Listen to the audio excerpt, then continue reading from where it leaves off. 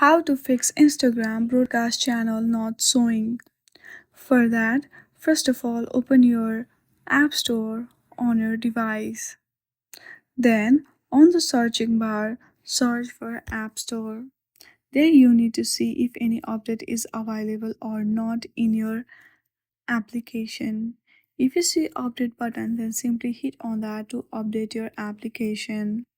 Once it is updated, open your Instagram application and check if it has been fixed or not. If not, then go to the setting and privacy. There you will see help option at the last. Simply tap on it and select report a problem. Then select report problem without checking and hit on include and continue. Here you have to briefly describe about your issue that you're having problem with broadcast channel and hit on the send. Once you send that, Instagram team will help you out to solve your issue within 24 hours. I hope you like this video. If you like this video, then please do not forget to like and subscribe to our channel. Thank you for watching.